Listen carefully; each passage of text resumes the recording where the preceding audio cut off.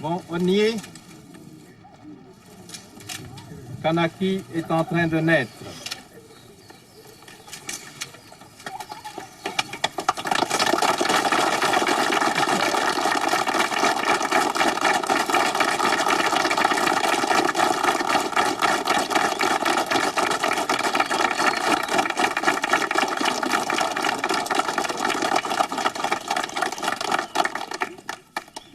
Ceux qui ont suivi péniblement le chemin de l'humiliation, des coups de pied au derrière, ceux qui ont baissé la tête, parce que chaque fois qu'ils ont levé la tête, ils se sont fait humilier. Les revendications de nos pères ont toujours trouvé en face l'administration coloniale et les gendarmes pour leur dire que parce qu'ils étaient Kanaks, ils avaient tort, quel que soit leur droit. Aujourd'hui, nous relevons le défi et nous levons ce drapeau. Le vert, symbole de Kanaki, le vert du pays kanak. Le rouge, symbole de la lutte du peuple kanak, symbole de notre unité, unité du FLNKS, et projet d'unité avec tous ceux qui accepteront la République de Kanaki avec sa constitution. Le bleu de la souveraineté. Le soleil est aujourd'hui au rendez-vous de l'histoire du peuple kanak. Merci au soleil. Merci à nos ancêtres d'être là. Pour la République de Kanaki, hip hip hip! Ouais! Hip hip hip! Ouais! Hip hip hip!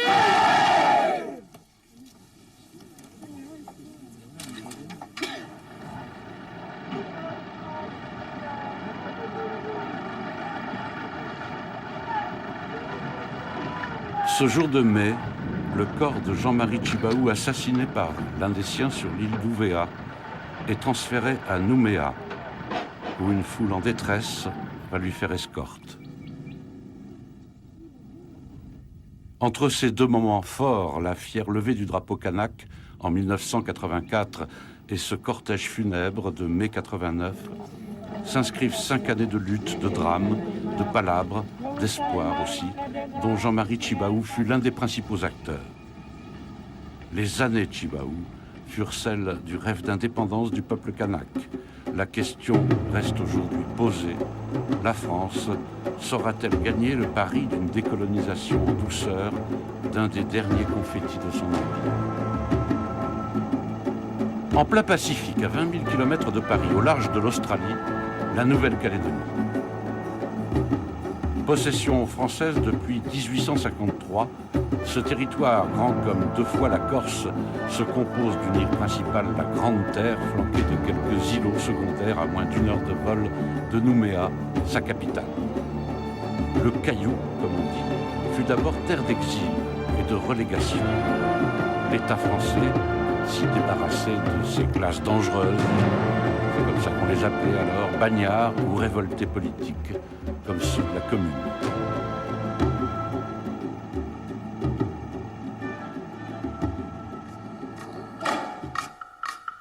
Les Kanaks, ces premiers habitants, furent violemment repoussés des rives et des plaines vers les chaînes montagneuses et cantonnés dans des réserves. Les terres ainsi accaparées sont redistribuées aux Européens qui font peu à peu de l'île une colonie de peuplement. Héritiers d'un peuple que la colonisation a brisé, au point qu'on a pensé un temps qu'il se laissait mourir, les Kanaks doivent en partie aux églises chrétiennes d'avoir survécu, puis d'avoir relevé la tête. Tjibaou a été prêtre, les principaux leaders kanaks furent comme lui élèves des bons pères à l'image de Paul Néaoutine, qui lui succédera à la direction du FLNKS. Les Kanaks, nos pères, jusqu'en 1946, étaient assujettis aux travaux forcés et au paiement d'un impôt. Ce sont des sujets qui étaient presque considérés comme normaux ici, alors qu'ils faisaient 2 catégories de citoyens. On a mis 2000 ans pour arriver à être ce qu'on est et on n'est pas parfait. On ne peut pas inculper aux Kanaks en 68 ans. Et ce que nous, on a mis 2000 ans pour faire. Il y a des trucs que leur cerveau n'assimile pas comme nous. C'est donc sans état d'âme qu'on s'est approprié les meilleures terres et c'est sans état d'âme qu'on a fait main basse plus tard sur les richesses du sous-sol. Car la Nouvelle-Calédonie se révèle être riche en minerais, notamment le nickel dont elle est deuxième exportateur et détenteur des réserves mondiales. Dans les années 60, les Kanaks sont devenus minoritaires dans leur propre pays. Une nouvelle élite autochtone, dont Chibaou s'affirme vite comme figure de proue, va exprimer sa volonté de retrouver son identité et sa dignité bafouée.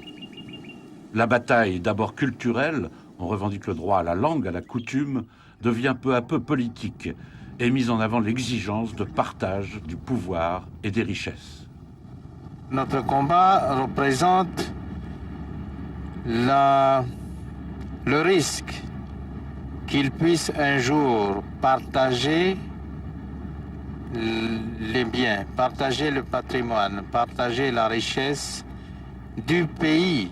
Ce n'est pas la richesse de la France, c'est la richesse de Kanaki. Et que cette richesse soit partagée, c'est l'objectif de notre combat. Mais l'image qu'ils donnent de nous, c'est l'image de terroristes, c'est l'image de violeurs, c'est une image liée au noir, liée à la nuit, liée au diable, liée au Kanak. Bon. Mais c'est eux qui transmettent cette image, c'est eux qui ont les médias officiels, et la puissance des médias officiels imprime dans la conscience collective cette opinion-là, que nous sommes les mauvais, que eux sont les bons, que eux défendent le drapeau français, sans dire que c'est pour leurs seuls intérêts, et qu'en conséquence, nous sommes les empêcheurs de tourner en rond, et les empêcheurs de tourner en rond, il faut bien leur trouver une mauvaise image. Enfin, on dit que si on ne veut plus de son chien, il faut déclarer qu'il a la peste ou le choléra pour pouvoir l'assassiner. Il est révolu le joli temps des colonies, l'État français en est bien conscient. Il va tenter d'éviter l'affrontement. À Nainville-les-Roches, un élégant château de Seine-et-Marne, un premier face-à-face est organisé entre les deux communautés sous l'égide de Georges Lemoine, secrétaire d'État au département et territoire d'outre-mer du nouveau gouvernement socialiste. Sur les photos officielles, on sourit, mais la négociation met surtout en lumière l'écart des points de vue. Le patron de la délégation Caldoche, c'est le nom qu'on donne aux colons blancs, s'appelle Jacques Lafleur. Né sur le territoire, député de la République, patron d'un parti qu'il a fondé en 1976, le RPCR, branche locale du mouvement gaulliste, Jacques Lafleur est un gros propriétaire terrien, exploitant minier et industriel, et c'est la figure emblématique de l'accaparement colonial. Je n'ai jamais accepté dans mes discussions que la Nouvelle-Calédonie soit propriété d'une ethnie. Je n'ai jamais accepté et je n'accepterai jamais. Autant que ce soit clair. Et quels que soient les gouvernements en place, je n'accepterai qu'il y ait une hégémonie d'une ethnie sur l'autre. En face de Lafleur, autour de Jean-Marie Chibaou, ses amis de l'Union calédonienne, dont le vieux député Roch Pidgeot, et les jeunes leaders kanaks plus radicaux, comme Yewene Yewene ou Éloi Machoro. Siège aussi Jean-Pierre Haïfa, maire de Bourail, chef d'un petit parti centriste. Il est le représentant d'une communauté kabyle dont les ancêtres furent déportés à la fin du siècle dernier. Voilà, regarde, puis fais ta belle tête là, voilà. Fais pas ta tête d'âne.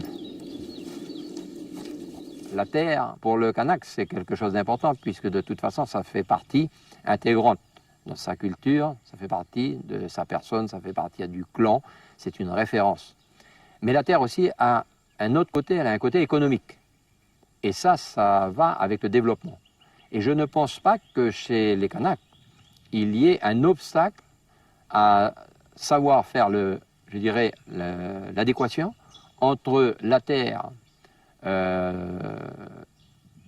nécessaire à se reconnaître à se reconnaître à travers donc, sa culture et autres, et la terre, moyen de développement économique. À Nainville-les-Roches, nous nous sommes mis d'accord sur une déclaration qu'on a eu quelques mal à rédiger.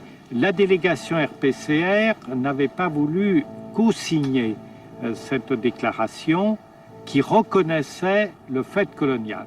Et je crois que ce que souhaitait Jean-Marie Tjibaou, c'est qu'on puisse insister sur le fait que les Kanaks devraient, à un moment ou à un autre, avoir le droit de se déterminer.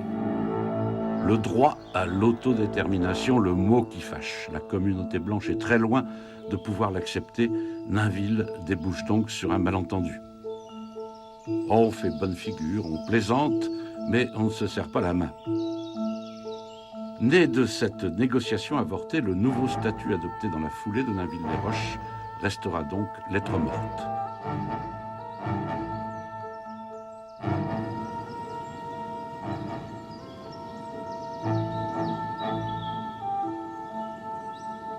Le mouvement kanak va alors se radicaliser. Lors d'un congrès, la plupart des petits partis kanaks se regroupent pour former le FLNKS, Front de Libération Nationale, kanak et socialiste. Le congrès que nous venons de faire, c'est un congrès qui organise la période de lutte qui doit nous emmener à l'indépendance. On adopte alors le mot d'ordre de boycott actif des prochaines élections territoriales qui doivent avoir lieu en novembre. Et Jean-Marie Tjibaou est naturellement élu président du Front. Parmi ses lieutenants, François Burck, lui aussi ancien prêtre catholique métis et descendant de Bagnères. Il y a eu un élan de tous les partis politiques, de tous les militants, ce qui fait que ce rassemblement de l'Océanique, c'était en quelque sorte une grande fête où on partait avec beaucoup d'ardeur vers le combat nouveau, avec une nouvelle stratégie.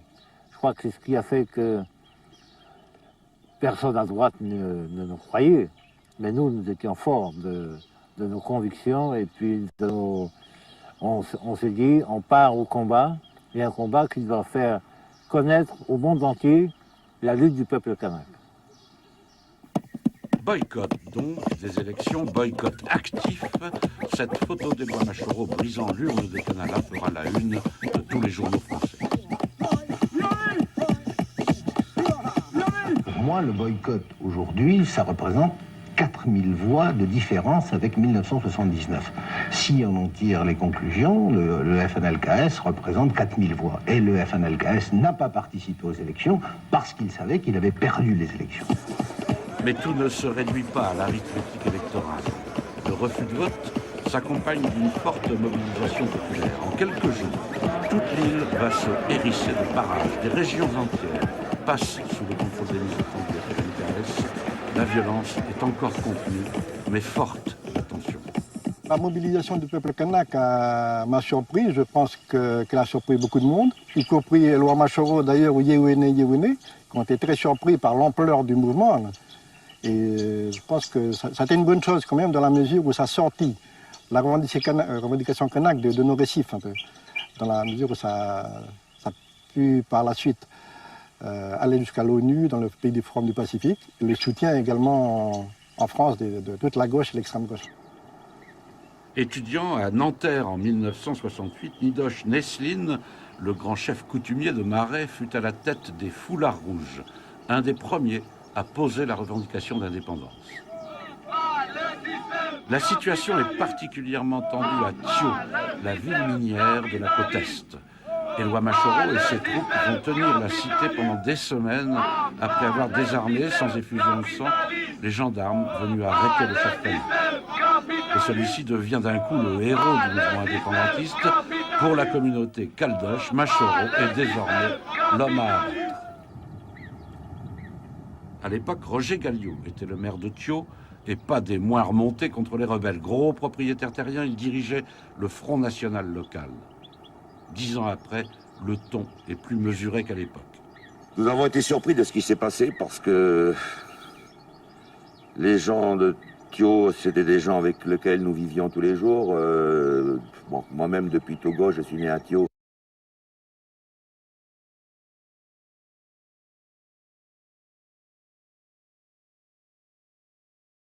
On faisait tout ensemble, on pêchait ensemble. L'homme à l'époque, Roger Galliot était le maire de Thio et pas des moins remontés contre les rebelles. Gros propriétaire terrien, il dirigeait le Front National local. 10 ans après, le ton est plus mesuré qu'à l'époque. Nous avons été surpris de ce qui s'est passé parce que les gens de Thio, c'était des gens avec lesquels nous vivions tous les jours. Bon, moi-même, depuis Togo, je suis né à Thio. On allait à l'école ensemble, on faisait tout ensemble, on pêchait ensemble, on chassait ensemble, on travaillait ensemble. Il n'y avait aucune différence, aucun problème, aucun fossé. Mais seulement ce qui s'est passé, c'est que les gens ont été poussés, les gens sont venus en force de Kanala de Naketi pour contraindre ce Thio à suivre le mouvement. Pourtant, ce n'est pas à Thio, mais plus au nord de l'île à Yengen que tout va basculer. Dans ces montagnes, sur cette petite route qui mène à Tiendanit, le village de Chibaou. Au retour d'une réunion politique le soir du 5 décembre, une quinzaine de militants du FLNKS tombent dans une embuscade tendue par un commando de colons. Vianney Chibaou, rescapé de la tuerie, témoigne aujourd'hui.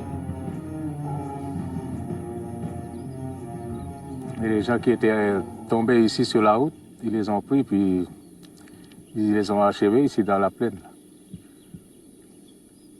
Et les gens qui étaient blessés. Et moi, mon petit frère, il était brûlé dans la voiture. Et après, ils ont éclairé dans la rivière avec les projecteurs. Ils ont achevé les mecs qui étaient tombés à la rivière.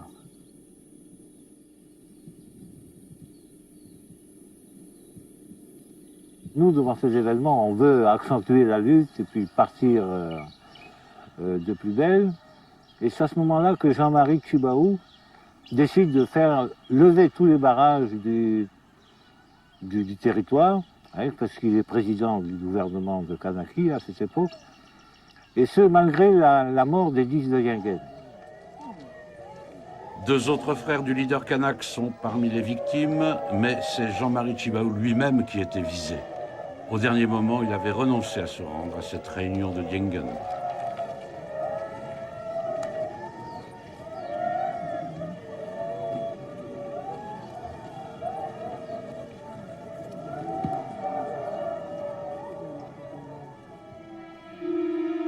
Un mois plus tard, Nouméa s'enflamme en apprenant l'assassinat, toujours inexpliqué aujourd'hui, d'un jeune Caldoche, cette fois Yves Tual, neveu du maire de Thio. La population Caldoche affronte les forces de l'ordre et conspue le gouvernement. L'état d'urgence est instauré sur l'ensemble du territoire et pour calmer Nouméa, il faut rétablir l'ordre républicain partout. Éloi Machoro, l'homme fort de Thio, sera le premier visé.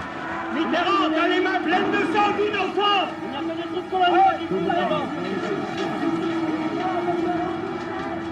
Edgar Pisani a été nommé quelques mois plus tôt délégué du gouvernement. Il est porteur de nouvelles propositions pour l'avenir du territoire, mais confronté à l'émeute, il donne l'ordre de neutraliser le dirigeant du FLNKS. J'ai donné ordre de ne pas brusquer les choses, mais de ne pas laisser les choses en l'état. Et s'il y avait besoin de combattre, de rétablir l'ordre par la force, d'immobiliser les Kanaks sans mort d'homme. Mort d'homme, pourtant, il y aura, accidentellement, selon la version officielle. Le meurtre d'Éloi Machoro, abattu avec un de ses lieutenants par les tireurs d'élite du GIGN, le groupe d'intervention de la gendarmerie nationale, rend caduque dans l'immédiat, en tout cas, la volonté de négociation que manifestait Jean-Marie Chibaou. Assassinat politique. J'ose le dire, l'affirmer et le proclamer. Peut-être ont été négociés à haut niveau. pour que le calme,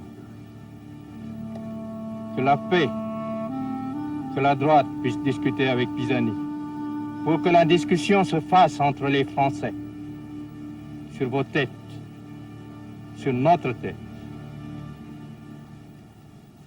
Bon, nous sommes contre la droite est contre l'indépendance du peuple kanak, mais au moins les choses sont claires. D'un côté, il y a les gens, la droite qui défend la légalité française, et nous voulons l'extension de la légitimité kanak. Et on sait jusqu'où ne pas aller pour prendre des risques. Alors qu'avec nos amis de gauche, des fois c'est difficile. On pense qu'ils sont pour la légitimité kanak, qui nous soutiennent. Alors on y va à fond. À un moment donné, ils nous disent stop là, nous sommes l'État français. Il faut reculer. Après l'enterrement de Machoro à Naketi, le FLNKS va confirmer son mot d'ordre de boycott des institutions. Il va plus loin en décidant d'organiser le peuple kanak en une sorte de contre-société, avec ses comités de lutte, ses coopératives, ses écoles en langue kanak, l'école populaire kanak. Pari difficile parmi les deux qui subsistent aujourd'hui, celle de Kanala, qu'Adel Joredier porte de toute sa force de conviction.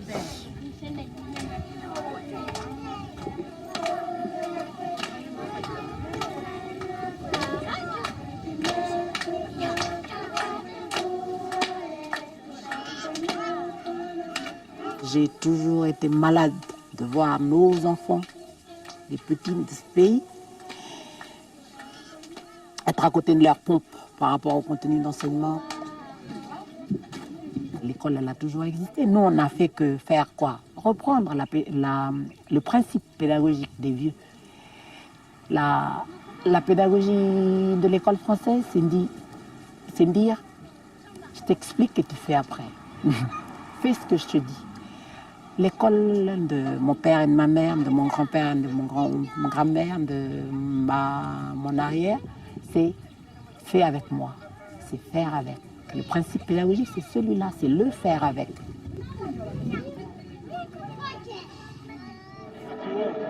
Dans une situation désormais bloquée, Jean-Marie Tjibaou vient à Paris interpeller le peuple français et expliquer les nouveaux enjeux de son combat devant les sympathisants de ses comités de soutien.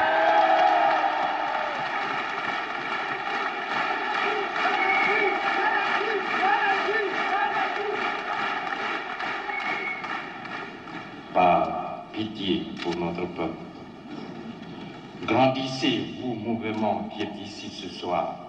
Devenez encore plus grand pour faire éclater le carcan qui rend prisonnier votre peuple et qui nous empêche d'être libres. Nous voulons que l'organisation de la cité prenne en compte notre manière d'être au monde et avec les autres. Revendication d'organiser la cité pour qu'il y ait aussi des espaces de liberté. Notre peuple est un peuple libre,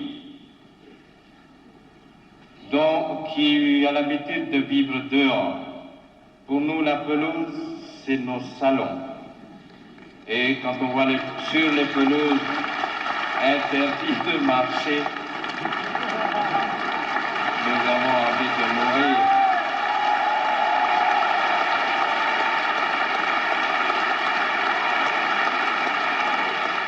Disons que je ne suis jamais individu, je suis celui qui est rapport à mon clan, rapport à mon sang avec ma mère. Je suis toujours les deux. Je ne peux jamais dire moi si je n'engage pas le consensus de tous ceux qui sont hommes, femmes, clans, groupe avec moi. Nous vous reconnaissons comme un peuple majeur qui s'est battu pour sa liberté. Certains m'ont posé la question, est-ce que on peut garder un morceau de la Calédonie pour les Français? J'ai répondu, qu'est-ce que vous avez fait avec l'Alsace-Lorraine?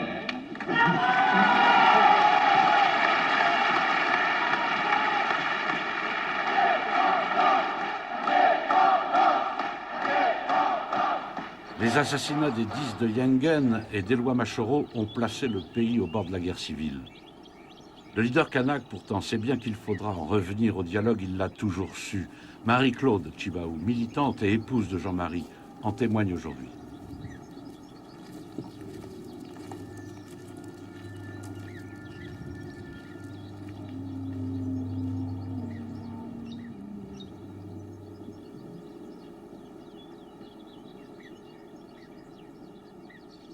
Les événements qui me semblent les plus importants, c'est 84, la perte des membres de sa famille à Tidanit. C'est quelque chose qui l'a beaucoup interpellé dans la conscience, dans le sens où il a dit qu'il fallait négocier. Déjà, il disait qu'il fallait négocier. Donc, il n'est pas revenu sur sa décision. Il a senti que le gouvernement français n'avait pas du tout compris que on était capable d'aller au-delà de... en fait, une vie, ça n'a pas de... C'est pas vrai que ça n'a pas d'importance, c'est quelque chose de fondamental, une vie. Mais on était capable d'aller, de dépasser, de donner sa vie pour son pays, même aujourd'hui. Négocier, c'est aussi la volonté d'Edgar Pisani, dont la proposition solennelle d'indépendance association, le 7 janvier 1985, fait sensation. La France ou bien l'indépendance ou bien la France, il est possible d'associer ce que l'on avait jusqu'ici opposé.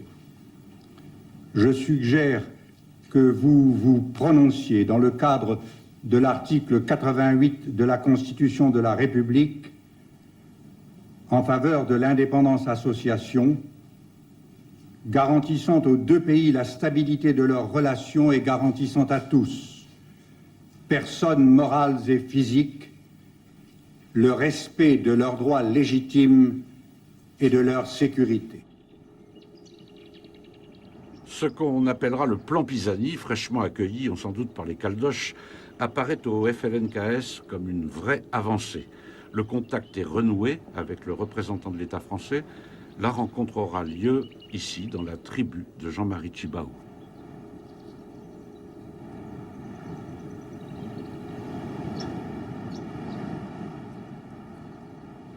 Jean-Marie Tjibaou me demande d'aller le visiter au col du Yengen. J'arrive en hélicoptère alors que lui, en ripatonnant avec les siens, avait grimpé sur la montagne. Et à un moment donné, Jean-Marie Tjibaou me demande si je veux bien aller faire une petite promenade avec lui.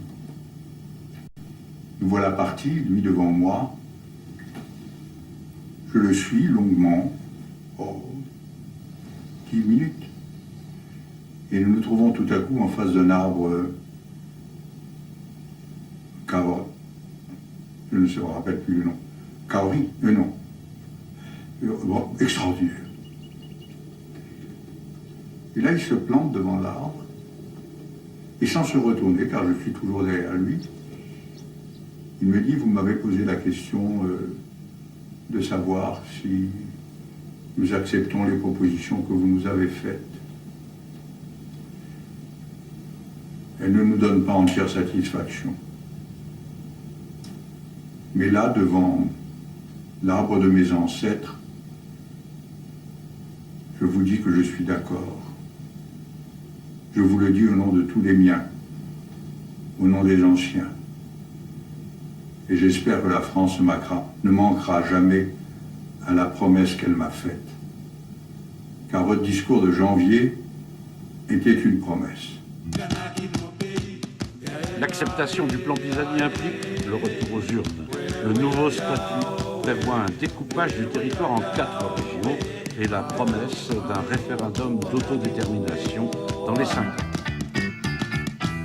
On a mis en haut Kamon Yengen, le pays de Yengen. Et ensuite, on a dit Kalkmendama, Wendatud. Debout, finir de dormir. Vous êtes déjà debout, vous êtes en marche.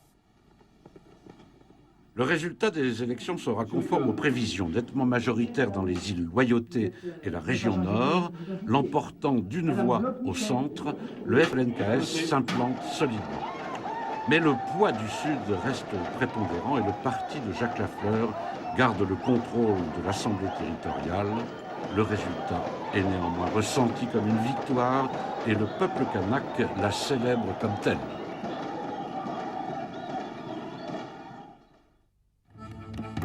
Mais le combat se livre aussi au grand large, en dehors du territoire, dans l'ensemble de la zone pacifique ou sur la scène des Nations Unies. C'est là que pour la première fois sera soumise au vote de l'Assemblée générale une résolution reconnaissant le droit inaliénable du peuple de la Nouvelle-Calédonie à l'autodétermination et à l'indépendance.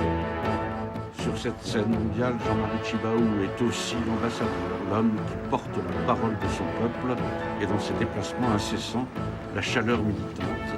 À ses côtés, Paul Néaoudine aide à supporter la nostalgie du pays, l'envie de poser les bagages.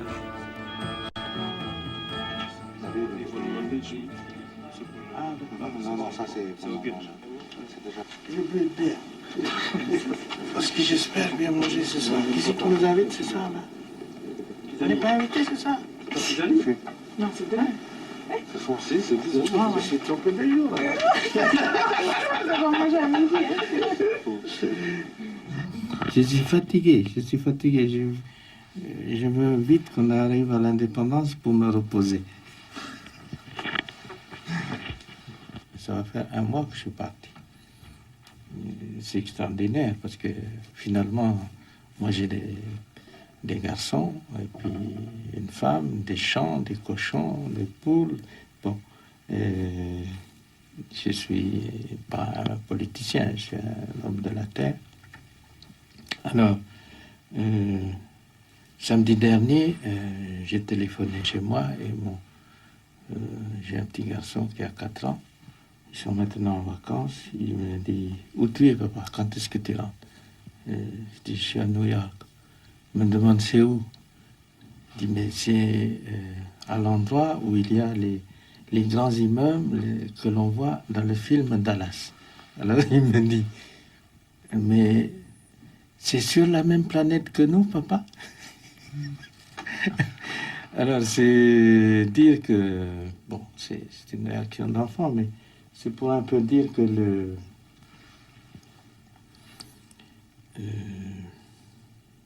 je porte un peu cette parole de notre mouvement, de la revendication de notre peuple, mais c'est pas... On porte aussi le sacrifice que fait notre peuple, la responsabilité aussi dans laquelle on engage les gens. Et c'est parfois lourd à porter parce que souvent les décisions, les positions que l'on prend coûtent la prison, coûtent la mort, coûtent les veuves, coûtent les gosses qui restent orphelins.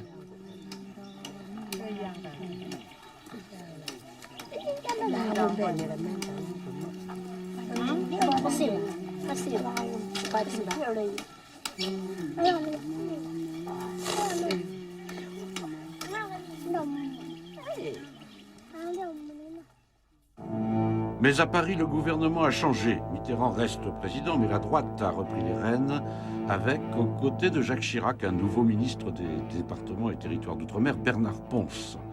Le plan Pisani est immédiatement annulé. Un projet de statut de ce territoire fondé sur l'autonomie et la régionalisation est aujourd'hui soumis à votre examen. En vous en présentant les grandes lignes, je voudrais répondre à 3 questions simples qui sont au centre des débats actuels sur l'évolution institutionnelle de la Nouvelle-Calédonie.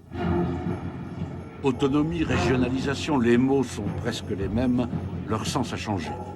Le climat sur place aussi, tout se passe comme s'il s'agissait de faire payer aux Kanaks la peur qu'ils ont causée à la population blanche. L'armée quadrille le territoire et cantonne les Kanaks dans leurs tribus. À Nouméa, les rassemblements, fussent-ils pacifiques, sont proscrits et brutalement dispersés.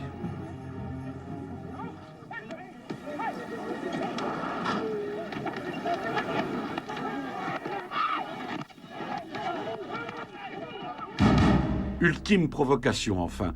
En octobre 1986, la cour d'assises de Nouméa acquitte les auteurs de la tuerie de Yengen. On va même jusqu'à les indemniser et leur restituer leurs fusils. Le retour de la droite aura pour conséquence aussi de renverser la tendance à l'ONU. Une vingtaine d'États, en cet hiver 87, vont tourner kazakh, et c'est un Jean-Marie Tjibaou proche du découragement qui revient à Paris plaider sa cause dans les palais de la République.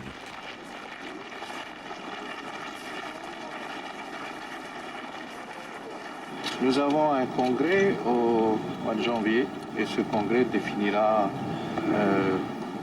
pour l'événement présidentiel, mais aussi et surtout par rapport au prochain statut, quelles seront les stratégies, les tactiques de notre mouvement mettant en place pour faire échec à ce nouveau statut d'autonomie qui pour nous est une nouvelle forme de colonisation.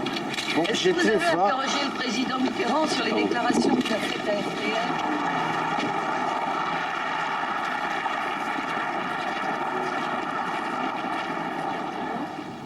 Je fais pas mal ?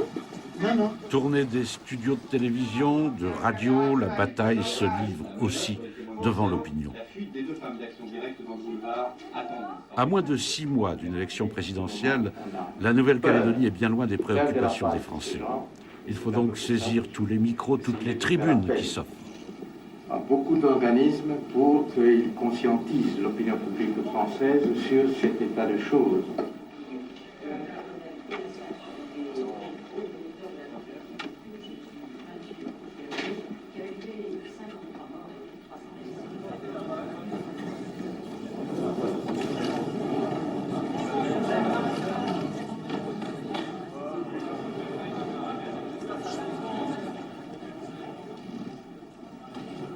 S'il n'y a plus de justice, si les gendarmes, si l'armée, comme il le fait en ce moment, continue de provoquer, de terroriser, il n'y a pas beaucoup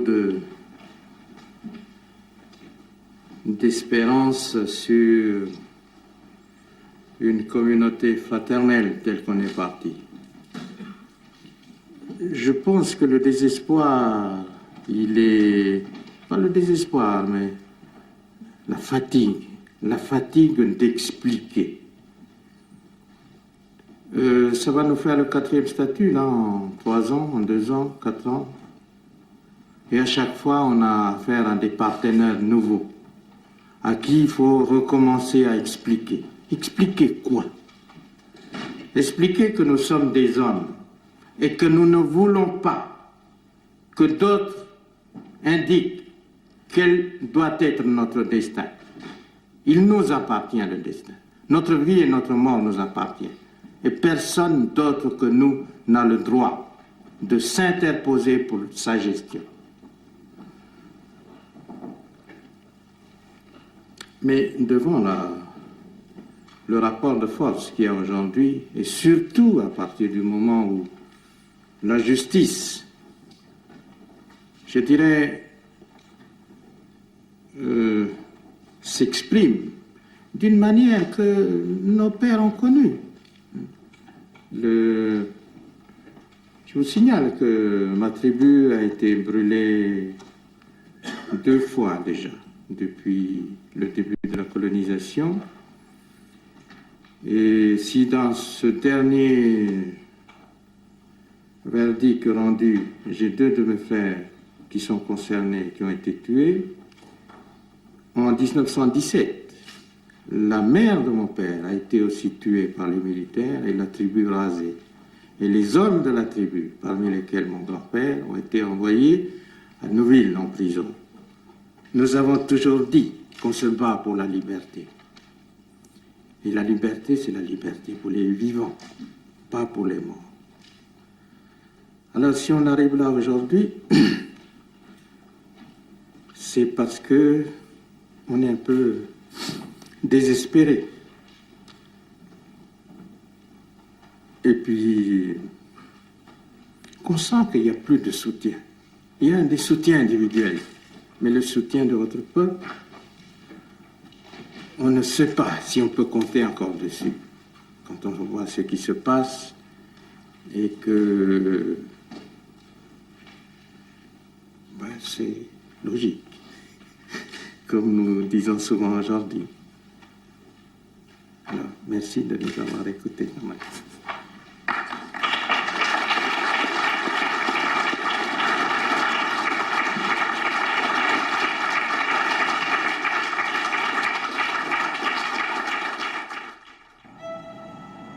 Mais le pire est encore à venir. Il surviendra sur la petite île d'Ouvéa. Le gouvernement Chirac a voulu faire coïncider l'élection locale issue du statut Ponce avec le premier tour de la présidentielle. Les militants du FLNKS, notamment ceux de la tribu de Gossana, décident d'occuper la gendarmerie. Dérapage, coup de feu, 4 gendarmes sont tués, 22 autres pris en otage, retenus dans un lieu non identifié. À tout moment, pour tout pouvoir, ce serait une situation de crise grave, mais nous ne sommes pas dans un moment ordinaire.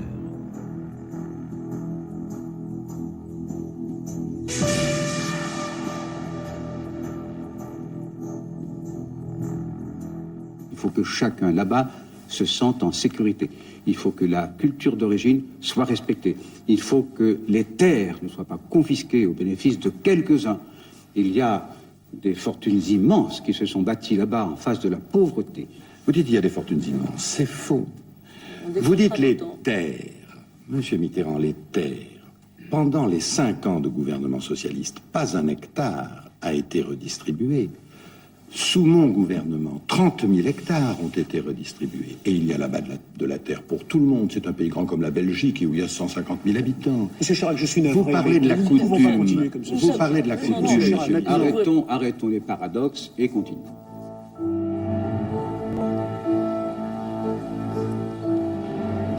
Cellule de crise à Ouvéa, où Bernard Ponce est venu en personne superviser les opérations militaires. L'État réagit avec une brutalité dont témoigne aujourd'hui le commandant du GIGN, les commandos de la gendarmerie nationale, Philippe Le Gorju, qui était sur place, à la tête de ses troupes d'élite. La pression qui a été mise par Paris pour absolument retrouver trace des gens qui avaient enlevé les gendarmes a fait que des méthodes qui sont absolument scandaleuses ont été utilisées pour faire pression sur les gens. On a subi des sévices, au fait, sévices corporels. Ici, par exemple, sous cet abri, de temps en temps, on était tous regroupés là-bas, et puis de temps en temps, on faisait sortir 5 ou 6 jeunes, ou des hommes également, du lot qu'on était là-bas, puis on les emmenait ici.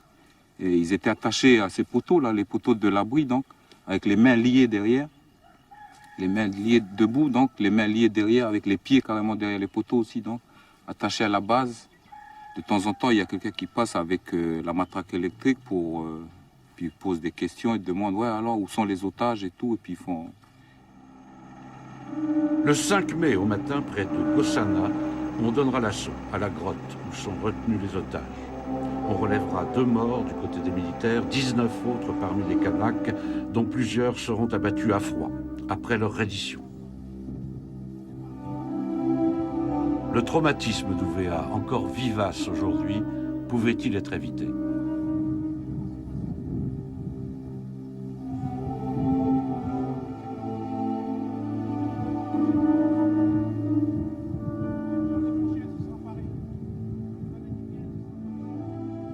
Et chaque fois, dans l'histoire de notre pays, qu'il y a eu des affaires de prise d'otages, elles se sont toujours terminées par la force, lorsque les ravisseurs n'ont pas voulu composer. J'étais très opposé à l'idée même d'un assaut, puisque je considère encore aujourd'hui, que l'on pouvait sortir de cette prise d'otage dans des conditions tout à fait pacifiques. Il fallait laisser le temps à la négociation d'avoir lieu, et il fallait complètement oublier qu'il y avait un 2e tour d'élection présidentielle, qu'il y avait des problèmes politiques électoralistes en France. La répression ne s'était d'ailleurs pas cantonnée à l'île d'Ouvéa. Partout, les militants indépendantistes ont été harcelés, à Canala notamment.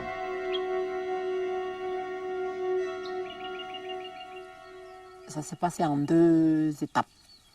La première, c'est ils sont passés la journée, ils nous ont tiré dedans, après ils ont brûlé les maisons. Ça, c'est la première. Criants, ils étaient... Oh. Moi, j'étais là dans un fossé à quoi, 2 mètres. 2 mètres en 2. Ils étaient une trentaine. Alors, les 2 enfants, les 2 garçons, ils les ont attachés à un mandarinier. Ils ont bien cherché aussi, il y avait une fourmilière. Au mandarinier, ils les ont attachés là. Pour leur dire, dites où elle est votre mère. Moi, je n'avais pas vu. Je n'avais pas vu qu'ils avaient attrapé. J'étais en train de faire fuir les autres, puis je revenais pour vérifier si... Il y a un qui a mis un famas derrière la tête, là. Il me dit, vous arrêtez même, Jean. Il dit, il me connaissait.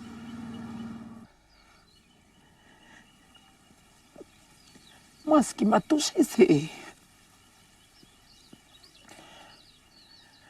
Tout le temps où j'étais à l'école, on m'a toujours... L'éducation civique nous enseignait le respect des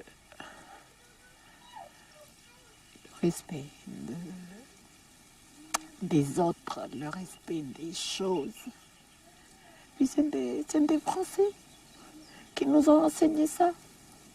Ils sont arrivés avant, ils nous ont dit, les sauvages, on va vous habiller. Et puis ils nous ont habillés. Nous, on était nus avant. Ils sont venus nous habiller. Enfin, moi, c'est pour ça que je ne veux pas parler de comment ils ont saccagé ma maison. Parce que je dis que c'est d'une bétail, ça. Puis ça s'appelle être libre, ça s'appelle être égaux. Ça s'appelle être frère. Par liberté, égalité, fraternité. François Mitterrand est réélu à l'issue du 2e tour des présidentielles et Michel Rocard sera nommé Premier ministre. D'emblée, il enverra sur le territoire une mission du dialogue conduite par le préfet Christian Blanc.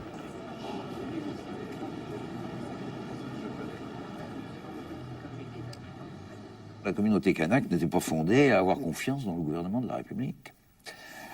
Et je savais très bien, moi, que le président n'ayant pas changé en plus, le gouvernement de la République française, le mien, était disqualifié pour aller nouer des contacts. D'où l'idée d'envoyer une mission de médiation. Et quand, après le retour de la mission, Monsieur Lafleur et Monsieur Tjibaou ont pu venir à Paris, les conversations ont commencé secrètement entre eux et moi. On avance sur la structure d'un éventuel accord en pointillé, Jean-Marie Tjibaou rappelant qu'il est le président d'un organisme collégial et que c'est bien le bureau du FLNKS qui prendra la décision et non pas lui seul. Et d'autres moments, l'angoisse reprend à Jean-Marie Tjibaou sur le thème, mais est-ce qu'avec ces Français, on est sûr que la parole sera tenue? Les négociations officielles peuvent alors s'ouvrir. L'heure est au compromis, Matignon y tient et prend tous les moyens de l'imposer en faisant valoir aux 2 parties qu'elles ont tout à perdre en persistant dans leur logique d'affrontement. Les accords de Matignon, signés le 26 juin, prévoient, outre une large amnistie, un nouveau statut, un nouveau découpage en 3 provinces, des garanties électorales pour les Kanaks et instaurent une période de 10 ans qui devront permettre un rééquilibrage économique du territoire avant la tenue d'un référendum d'autodétermination. Les accords seront complétés 2 mois plus tard, rue Oudinot, au ministère des Départements et Territoires d'Outre-mer.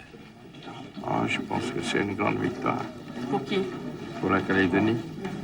Est-ce que vous avez signé ces accords dans l'espoir que dans 10 ans, la Nouvelle-Calédonie sera indépendante? Bien sûr. Les autres, ils ont signé en espérant que ça ne sera pas indépendante. Est-ce que vous pensez que vous risquez de rencontrer des difficultés sur le terrain pour faire admettre cet accord? Oh, le jour où il n'y aura plus de difficultés, ce sera le paradis. Pour le moment. Il y en a toujours. Ouais. Comment vous allez vous y prendre concrètement? Expliquer. Faut beaucoup expliquer. Il avait raison, Tjibaou, le paradis n'est pas pour tout de suite. la poignée de main des adversaires d'hier sera même lourde de conséquences. Dans la mesure où nos militants n'étaient pas d'abord au préalable sensibilisés sur la tenue de la négociation à Paris, et qu'ensuite ils découvraient la signature et n'avaient pas encore les explications de Jean-Marie, ils ont mal pris cette poignée de main parce qu'ils ne la comprenaient pas. Décembre 1988, le 6e congrès du FLNKS qui se déroule à Yengen verra l'éclatement du mouvement.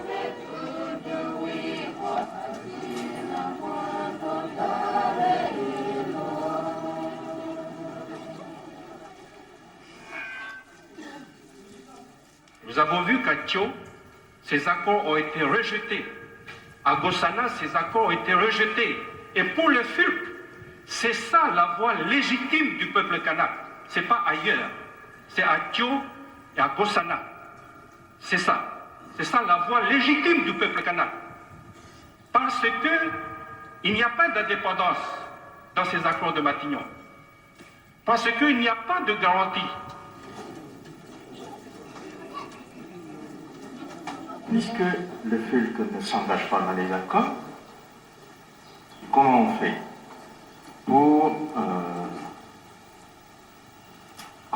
pour faire avancer le bateau avec des gens qui rament dans le sens avant, puis des autres qui rament dans le sens inverse? C'est ça le problème. Et c'est sérieux. C'est sérieux parce que notre crédibilité aussi, elle est jouée là-dessus. Bon, mais ça y est, puisque la première partie elle est finie, ça veut dire qu'on accepte ça. On accepte de s'installer dans la même pirogue et de ramer chacun de son côté. C'est vrai ça. Il ne faut pas se le cacher la figure, hein. C'est ça qu'on a accepté.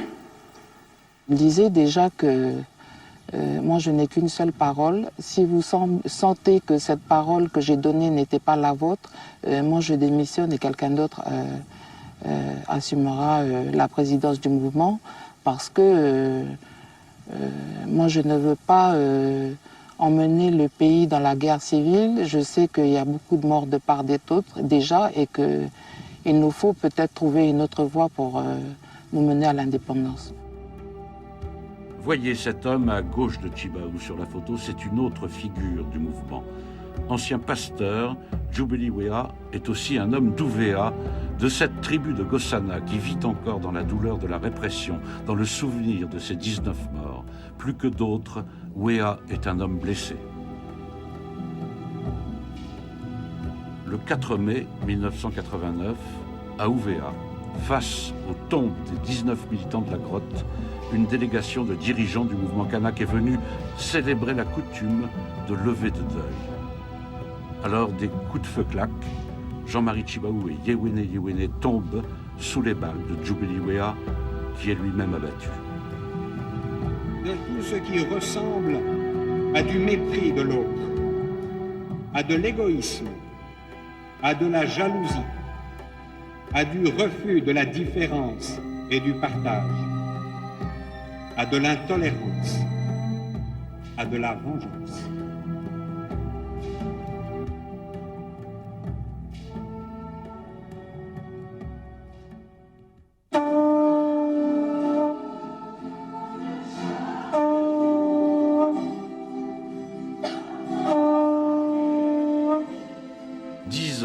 Après son assassinat, comme chaque année, les clans de la vallée viennent commémorer le souvenir de Jean-Marie Tjibaou. 10 ans ont passé, pendant lesquels la Nouvelle-Calédonie a vécu dans un équilibre fragile, mais réel.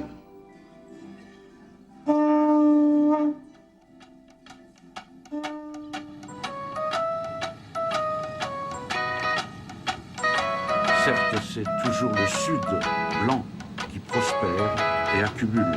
Pourtant, des transferts se font. Paris y veille, et dans les provinces qu'ils administrent, les militants kanaks se sont attelés à la gestion, au développement. À Nouméa même, comme un symbole de cette nouvelle donne, le centre Chibaou, présidé par Marie-Claude, projette ses structures sur Magouze et la Guyane. D'autres accords signés à Nouméa en 98 ont prolongé de 10 ans, voire 15, le nouveau rendez-vous de l'histoire, celui du référendum. Pour les deux parties, la perspective reste ouverte.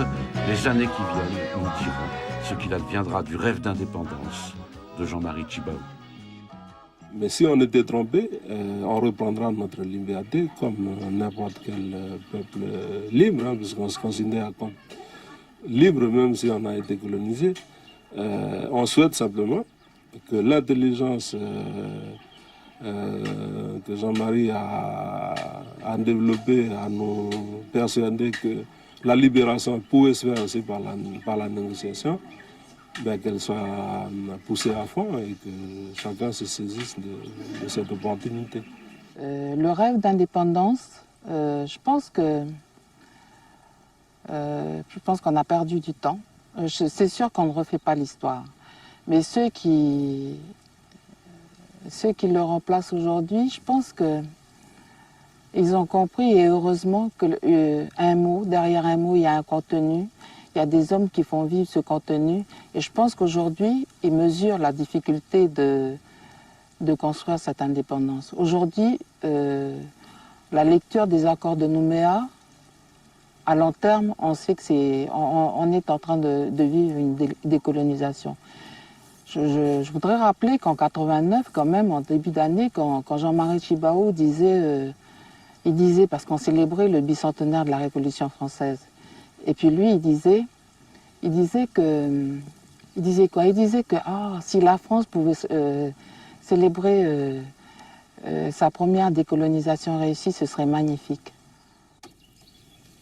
Je voudrais, en terminant, vous lire un petit poème que j'ai rêvé dans la nuit.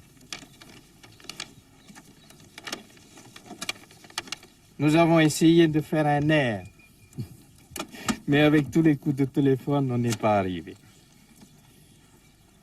Ô Kanaki, mon pays, mon pays, mon pays, je te salue. Ton peuple souverain est fier.